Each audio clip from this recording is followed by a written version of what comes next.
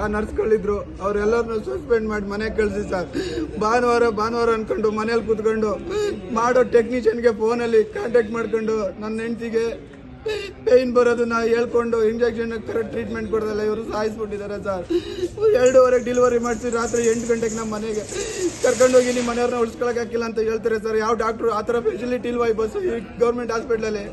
ಏನು ಸರ್ ಇದು? ಯಾವ ಅಧಿಕಾರಿಗಳು ಕೈವಾಡ ಎಲ್ಲ ಇದೆ ಸರ್. ಇದು ದಯಮಾಡಿ ತನಿಖೆ ಮಾಡಿ ಅವ್ರನ್ನ ಸಸ್ಪೆಂಡ್ ಮಾಡಿಸಿ ಸರ್. ಸಸ್ಪೆಂಡ್ ಮಾಡಿಸಿ. ಯಾರು ಒಬ್ರು ಡಾಕ್ಟ್ರು ನಾನು ಮಾಡಿದೆ ಪ್ರಯತ್ನ ಮಾಡಿದೆ ಅಂತಾರೆ.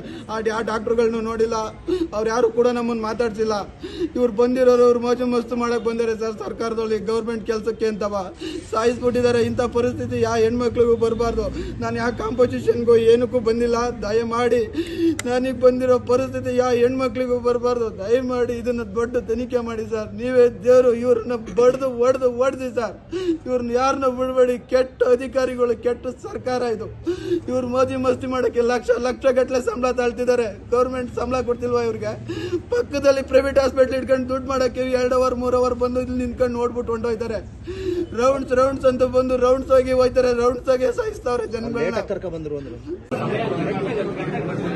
10 ಗಂಟೆಗೆ ಸರ್ ಪಂಚಿಂಗ್ ಮಾಡ್ತಾರೆ, ಒಂದು ರೌಂಡ್ ಮುಗಿಸ್ತಾರೆ.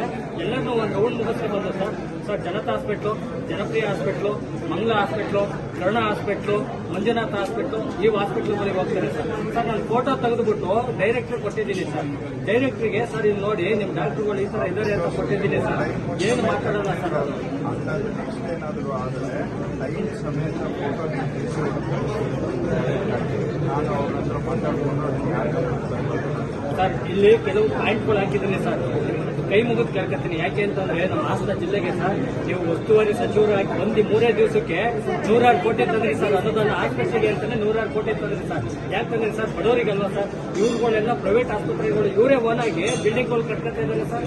ಅಲ್ಲಿರೋಂಥ ಗೌರ್ಮೆಂಟ್ ಡಾಕ್ಟರ್ಗಳೇ ಬಿಲ್ಡಿಂಗ್ಗಳನ್ನ 4 ಫ್ಲೋರ್ 5 ಫ್ಲೋರ್ ಬಿಲ್ಡಿಂಗ್ ಕಟ್ಕೊಂಡು ಇವತ್ತು ಜನರಿಗೆ ಮೋಸ ಮಾಡ್ತಾ ಇದ್ದಾರೆ ಸರ್. ಅಲ್ಲಿ ಡಾಕ್ಟರ್ಗಳೇನೆ ಅವ್ರುಗಳೇ ಕರ್ಕೊಂಡು ಹೋಗ್ತಾರೆ ಸರ್.